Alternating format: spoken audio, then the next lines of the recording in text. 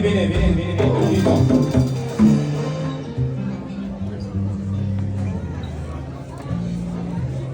Venez rapidement les amis, venez rapidement, on va gagner du temps. Montez.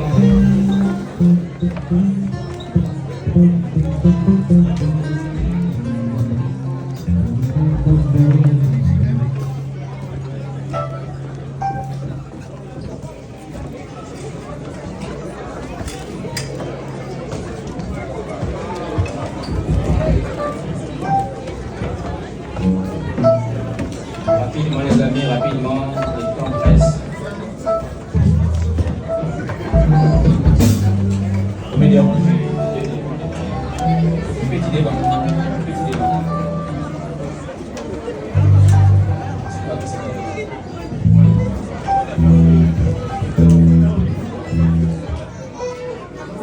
Que le Seigneur vous bénisse.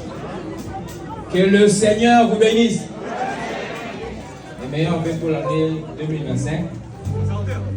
En résumé,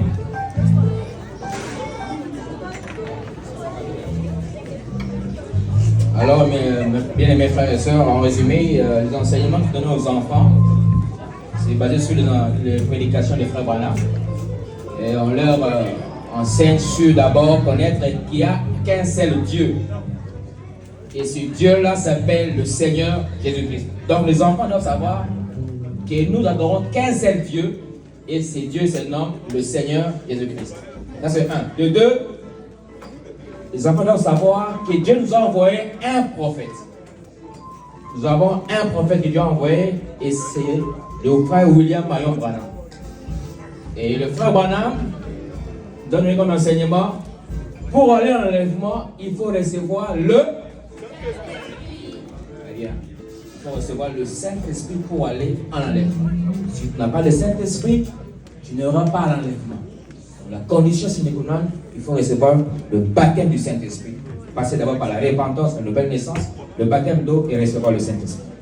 Alors, on va passer par les questions-réponses. Comme d'habitude, mes amis, on va faire les questions-réponses, puis à la fin, on va chanter. Et puis, on a une scénette à faire, n'est-ce pas? Alors, d'abord, on va commencer par la scénette. Soyez calme, mes amis. Soyez calme. Alors, frère Diane, passez devant ici. Le frère Joseph. Nathan. Je dis Nathan. Ok. Passez devant ici. Oui, Isaac, il est où?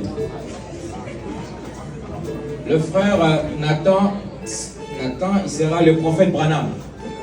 Parce qu'on a une scène sur ce qui s'est passé. Oui, la sœur Sarah Kassia. Sarah, tu peux venir sur là. Tu peux nous dire tout ce qui s'est passé le 11 juin 1930. Le 11 juin 1930. Tu vas dire juste de tout et lui, il va raconter l'histoire. Mais toi, nous racontes l'histoire en général. Qu'est-ce qui s'est passé? Qu'est-ce qui s'est passé le 11 juin 1933 sur l'arrivée de Oyo, Sarah Kassia? Le 11 juin 1933, Frère Branham est en train de baptiser des gens. Et rendu à la 10e personne, un ange apparut. Et dit, comme j'avais envoyé Jean-Baptiste pour préparer ma première venue, je t'envoie toi, Branham, avec un message pour préparer ma seconde venue qui est l'enlèvement. Très bien, merci beaucoup. Appelons pour la sœur Acacia.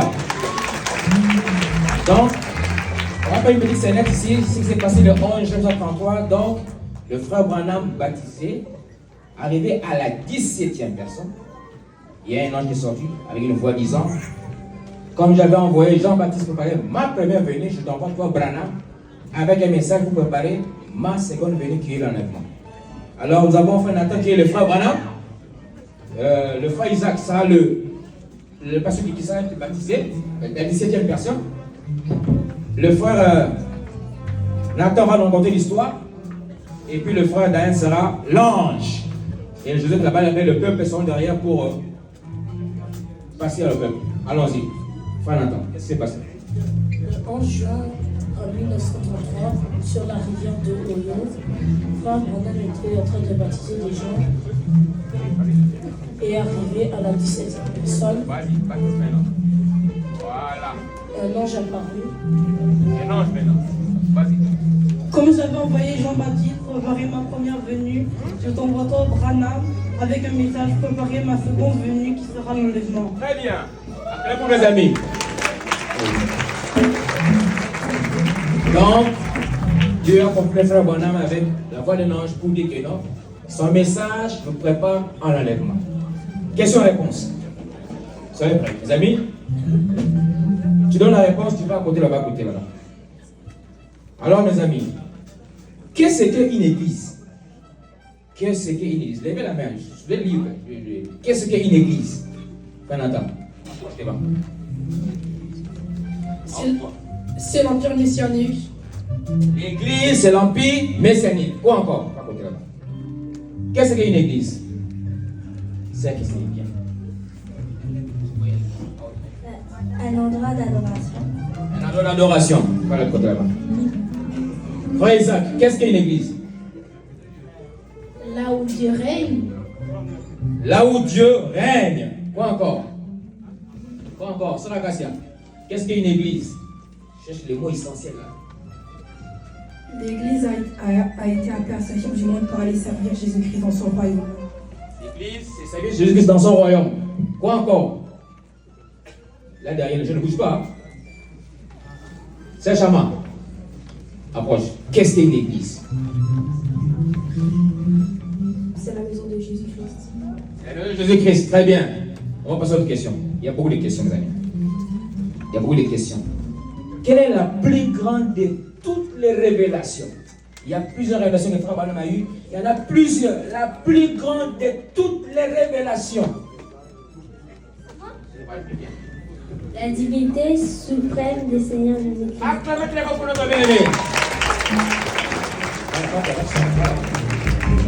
La plus grande de toutes les révélations, c'est la divinité suprême du Seigneur Jésus-Christ, qui a un seul Dieu et son nom c'est Jésus-Christ. Qui est cet homme de Melchisédek? Donnez-moi trois réponses successives.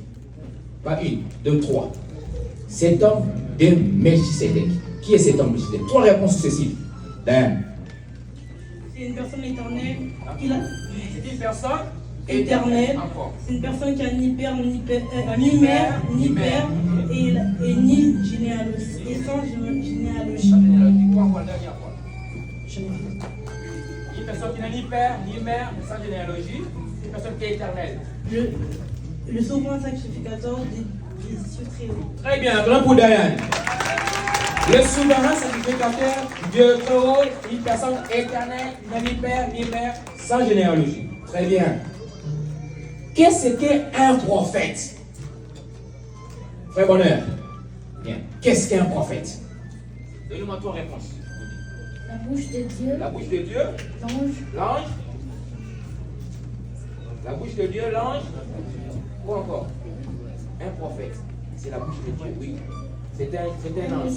Un messager. Très bien, mon frère Bonheur. Très bien. Un messager, un prophète est un ange, un messager et la bouche de Dieu. Très bien. Alors, qu'est-ce que signifie Amos 3:7?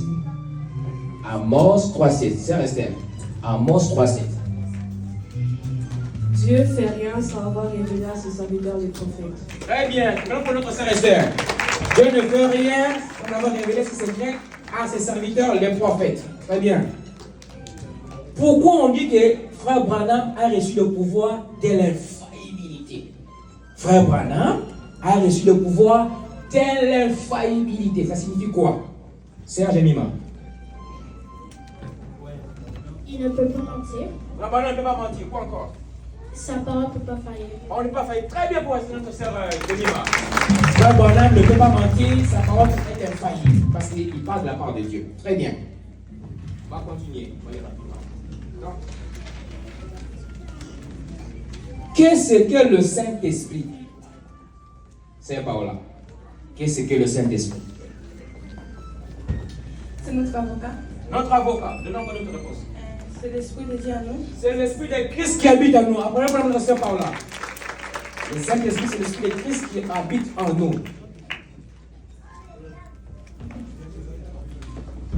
Très bien. Sœur Olia.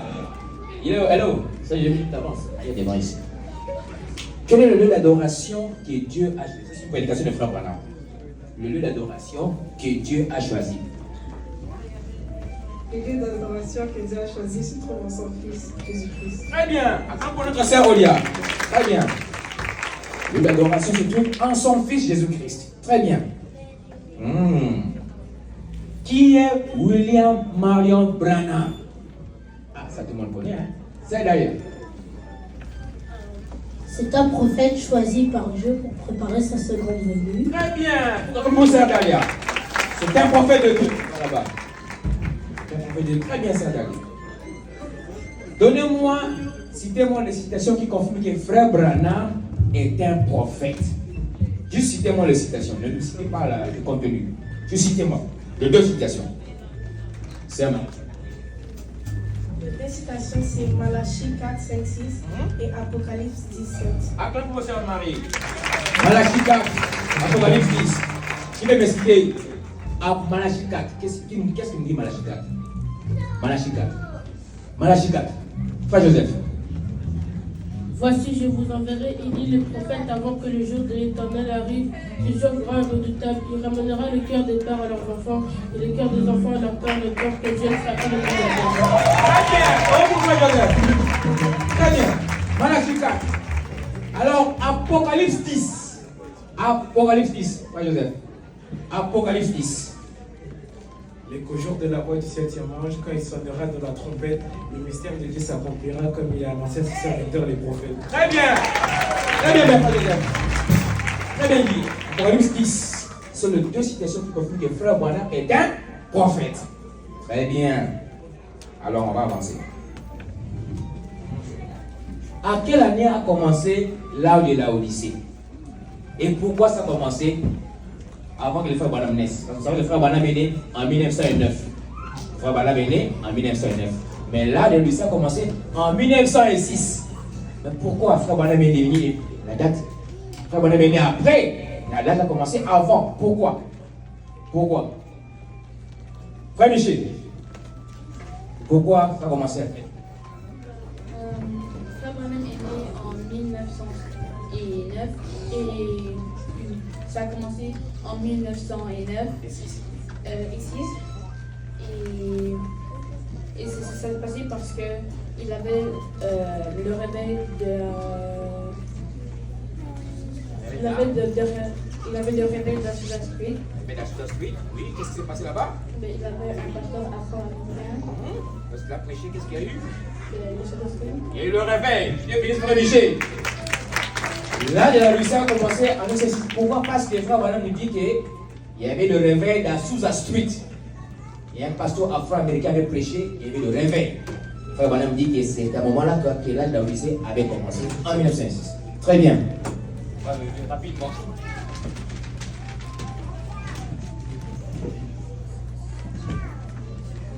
Qu'est-ce que les sceaux de Dieu?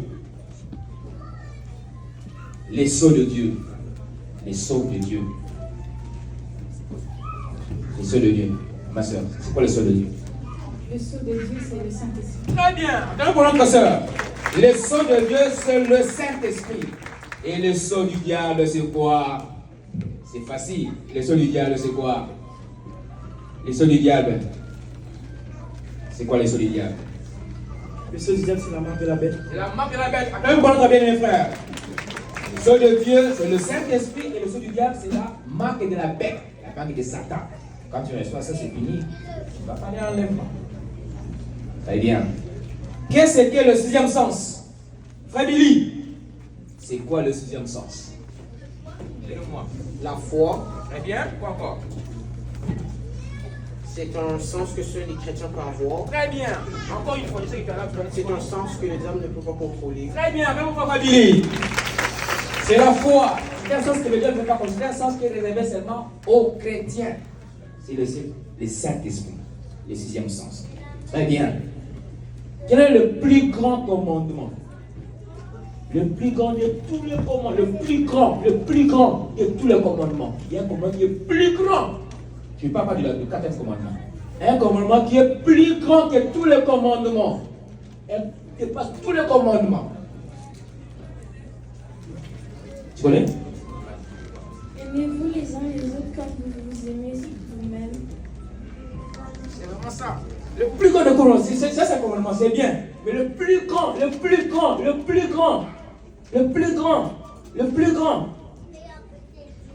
Enfants, obéissez à vos parents. Non, ça c'est le quatrième commandement. Le plus grand de tous les commandements. Le plus grand de tous les commandements. Nathan.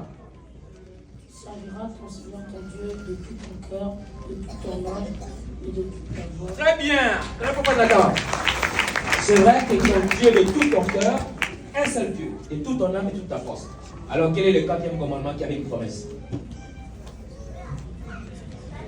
Enfants, obéissez à vos parents selon le Seigneur, car cela est juste.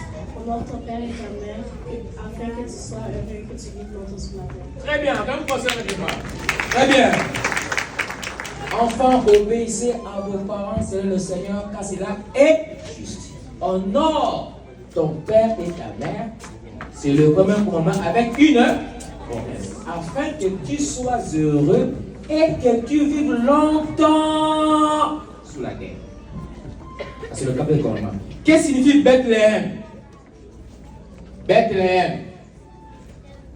Maison de pain de Dieu. Très bien, notre soeur. Dieu te bénisse, notre soeur. Quelle est notre soeur? Bethléem signifie la maison, le pain de Dieu. Très bien. Nous avons 3 sortes de croyants. Qui connaît les 3 sortes de croyants?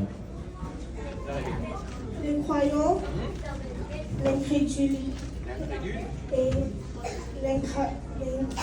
Le croyant et les Croyant, mais comment ça? les croyants, l'incrédule et l'incroyant. Et l'incroyant. Après pour notre soeur Rebecca.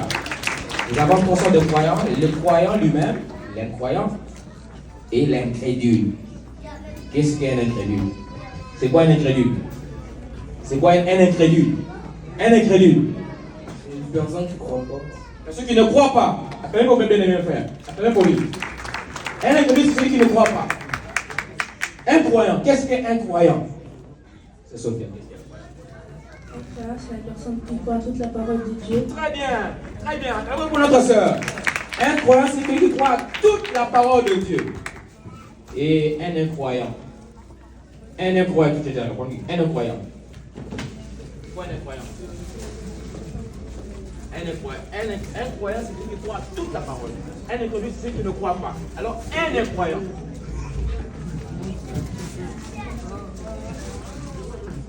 Moitié. Oui, il croit une partie de la parole de Dieu. Appelez pour notre soeur. Il croit une partie de la parole de Dieu. Et là, c'est ça, c'est ici. Ok. Oh là là. Alors, qu'est-ce que signifie le mot Dieu? Les mots Dieu. Sujet d'adoration. Très bien. Très bien, bien frère. Mot Dieu signifie sujet d'adoration. Très bien. Citez-moi. Qui est le fondateur de l'Église? Comment s'appelle le fondateur de l'Église? Le Seigneur Jésus-Christ. Très bien. Le Seigneur Jésus-Christ. Oh, bien aimé. Hier, ça va besoin. Venez devant. Venez. Vous deux? Ah, c'est très bien. Qu'est-ce que signifie Père, Fils, Saint-Esprit? Qu'est-ce que signifie Père, Fils, Saint-Esprit?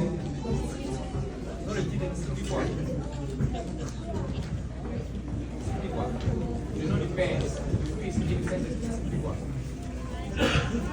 Le nom du Père, du Fils et du Saint-Esprit, ça signifie quoi? Ce sont les titres, bien sûr, qui appartiennent à qui?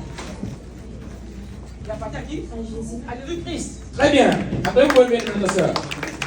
Le nom du Père, viens ici. Donc, allez là-bas. Viens ici. Le Père, Fils, Saint-Esprit signifie le Seigneur Jésus-Christ. Le nom du Père. Père, c'est un titre. Fils, c'est un titre. Saint-Esprit, c'est un titre. Tout ça, ces 3 titres-là appartiennent à un seul nom qu'on appelle le Seigneur Jésus-Christ. Alors, bien aimé, frère, tu peux me donner la date. C'est la date des frères Branham? La date qui fait Branham est né. Très bien. Attendez-vous bien aimé notre frère. Le 6 avril 1909. Le frère Branham est né, on va chanter pour la dernière fois. Le frère Branham est né le 6 avril 1909.